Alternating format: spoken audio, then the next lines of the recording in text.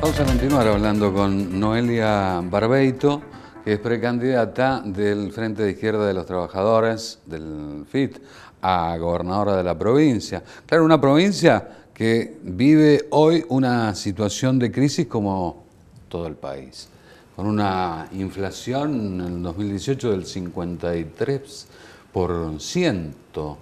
Ante esta situación, más allá de considerar todos los problemas que existen a nivel de poder adquisitivo, porque en definitiva no somos un lugar aislado de la problemática general, que generar en función de esta situación de crisis en una provincia que para muchos dicen que es inviable y que la alternativa está, por ejemplo, orientada a la apertura de algunas actividades como puede ser la minería, en forma absolutamente indiscriminada o no, pero que se necesita otra actividad económica para desarrollarla.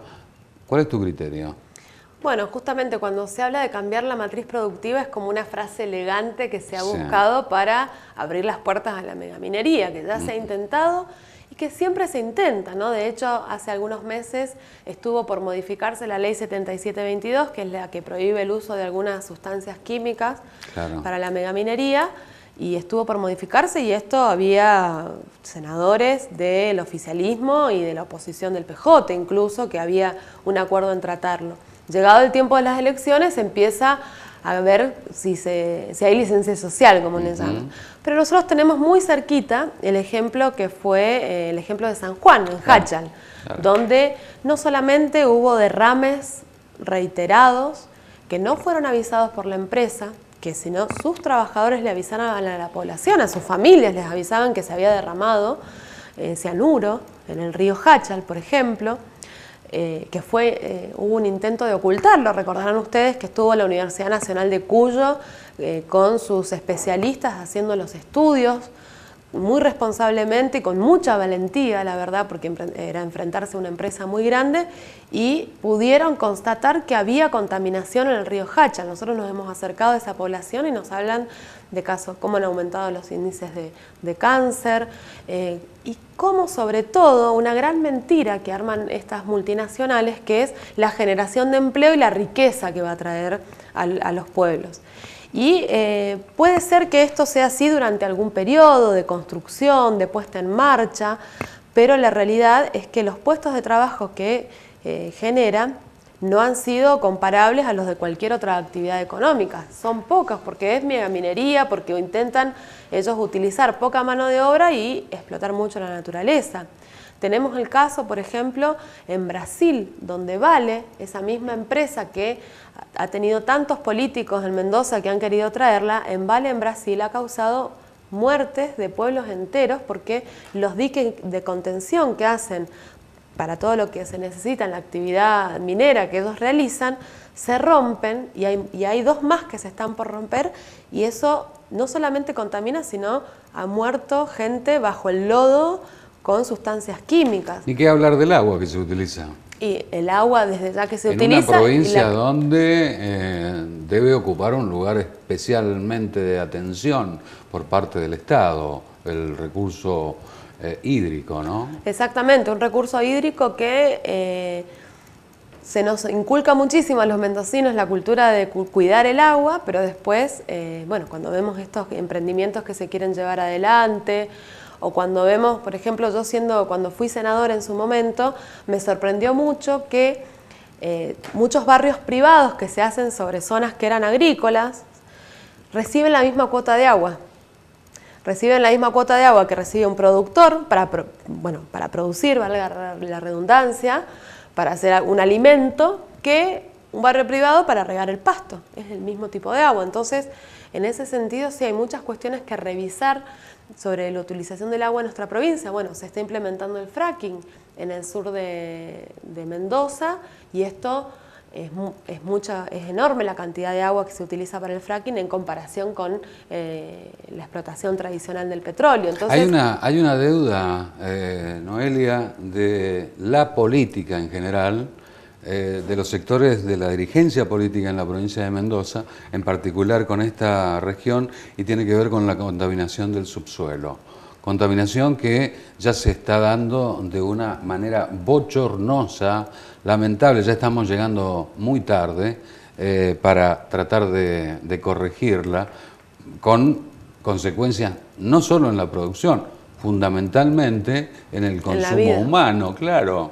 Ese es un aspecto pendiente que aparentemente dirigentes políticos de distintos sectores no encaran con la responsabilidad que deberían encarar. Bueno, hay que ver qué agua toman, ¿no? Ayer estuvimos, por ejemplo... Hoy la situación es normal.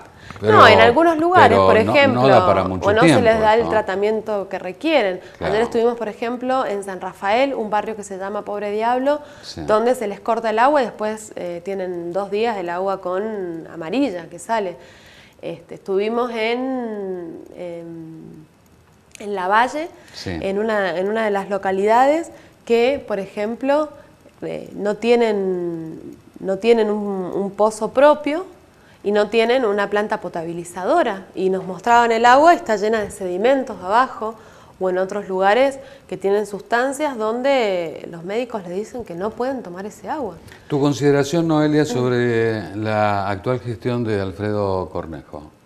Bueno, nosotros desde ya siempre hemos sido opositores al gobierno de Cornejo, que asumió con un discurso de orden, de ordenar el Estado, pero que eso significó muchas veces penurias para sectores de trabajadores.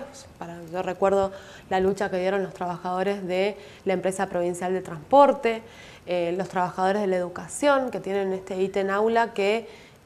Bueno, vos lo utilizaste permanentemente a ese argumento de estar en contra del ítem aula. Hoy hay una manifestación en la ciudad de Mendoza porque es un nuevo aniversario de este ítem, un ítem que no solamente se ha utilizado para disciplinar a los docentes. El gobierno permanentemente hace referencia a que está bien que se haya implementado porque los resultados han sido positivos, y por el otro lado, bueno, uno dialoga con mucha gente de la sociedad, determinado sector, digamos, que está de acuerdo con esa situación porque ha bajado el índice de asistencia, etcétera, etcétera. Claro, lo que habría que buscar es por qué eran los índices de asistencia.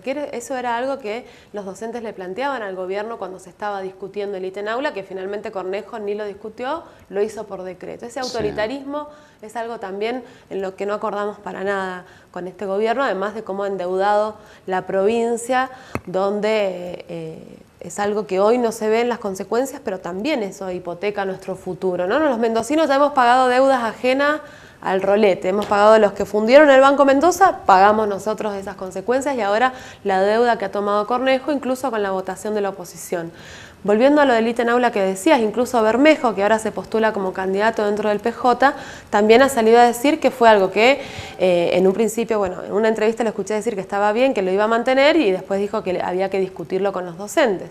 Pero una cosa muy importante quiero remarcar del ítem aula, que no se dice, que es entre sus fundamentos para votarlo, no solamente estaba este tema del ausentismo docente, que, repito, hay que verlo, porque tampoco es bueno tener a las maestras enfermas estudiando. Yo he conocido a maestras, yo ahora soy docente, doy clases en Tunuyán y en la universidad, pero doy clases en un terciario de Tunuyán. He conocido docentes con cáncer que les dejan de pagar el ítem aula. Eso no es bueno.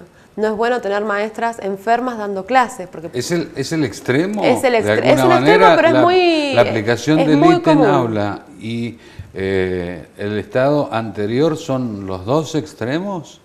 ¿Podría ser considerado también la otra situación donde había reemplazantes de docentes y otros reemplazantes? Lo que pasa es que yo creo que se intenta... ¿O demasiada ausencia? Sí, igual los docentes tienen su estatuto, su convenio colectivo de trabajo, donde están las razones que se pueden tomar de licencia o no. Esto que antes era un derecho que tenían ferroviarios, bancarios, trabajadores petroleros. Mi papá es trabajador petrolero. Derechos que tenían un montón de sectores de trabajadores, ahora son llamados privilegios, porque es una forma de quitarle fundamentos ante la opinión pública. Pero otra cosa que me quería detener, que en los fundamentos, que es lo más peligroso, que en los fundamentos del ítem aula, que se discutió en la legislatura, decía que tomaban como punto de referencia que en los años 90, ante una crisis económica, no le pagaron a los trabajadores la antigüedad. Entonces, que el ítem aula también era por la crisis financiera que vivía el Estado, ¿sí? Eso es un fundamento muy peligroso porque significa, legaliza que ante cualquier crisis económica los que tienen que pagar los platos rotos son los trabajadores. Y eso pasa en la provincia, pasa el obrero de Viña. ¿Quién en la cadena? ¿Quién va sufriendo menos? Bueno, el que está más abajo. Así es que para nosotros es un ítem que, si quieren discutir el ausentismo, las razones, porque también hay razones. ¿Cómo no se va a enfermar una maestra que trabaja doble turno? Le tendría que alcanzar para vivir un turno. Pero bueno, estamos hablando de un país donde la juventud tiene 70% de los jóvenes de 24, desde los 18 a los 24 años, tienen trabajos no registrados o precarios. Bueno, ¿sí?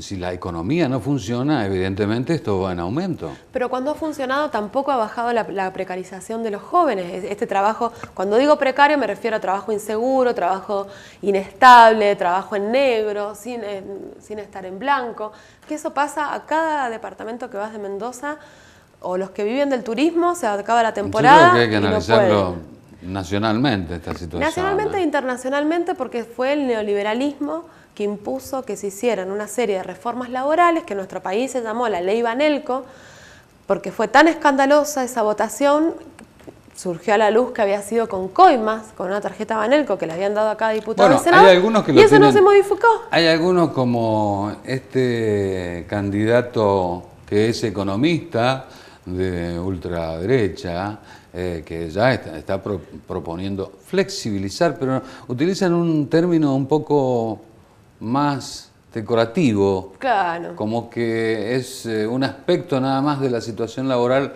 muy pequeño que hay que modificar. O bajar el costo laboral, como dijo Marcos Peña ayer en el Senado, claro, por ejemplo, claro. bajar el costo del empleo, dice. Claro.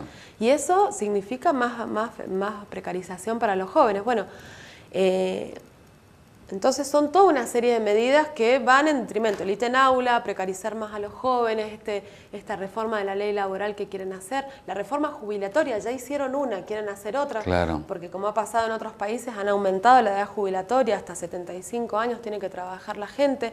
Incluso el otro día un señor acá, de una radio amiga de San Martín, me decía que, dice, nosotros necesitamos que los jóvenes tributen, es decir, estén en blanco para que aporten al ANSES, así los jubilados que estamos hoy podemos cobrar bien.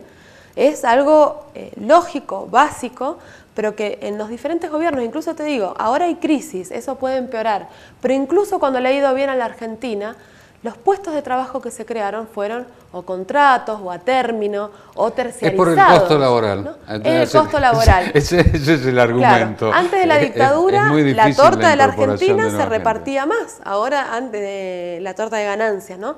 Ahora cada vez los trabajadores tienen una participación menor en lo que es la renta nacional. Tienen una mujer de candidata en La Valle también. Sí, Micaela Blanco Minori. Una mujer candidata en el departamento de San Martín. Sí.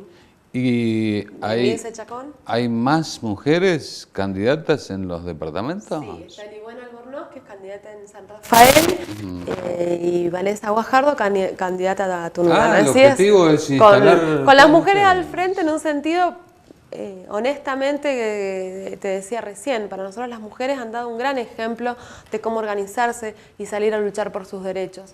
Y quizá otros sectores... La crisis del 2000... fue característica la función, o sea, muy particular la función de las mujeres. De las mujeres desocupadas. Sí, porque sí. También se empieza a poner ahora en relieve que las amas de casa trabajan y que lo que hacen, que es algo invisible, que nadie reconoce, es un trabajo socialmente necesario. El cuidado de los niños, el cuidado de su marido que trabaja, Eso el cuidado sí fue de los reconocido ancianos. en el gobierno anterior. Con la jubilación sí, con la jubilación para las amas una de casa. Una positiva para el periodo sí, anterior. Pero hoy debería ser reconocido mientras lo hacen debería ser reconocido, claro. O socializado ese trabajo o reconocido. Noelia, tenemos que terminar nuestra entrevista. Muchísimas gracias por haber estado con nosotros. Bueno, muy muchísimas amable, gracias a ustedes.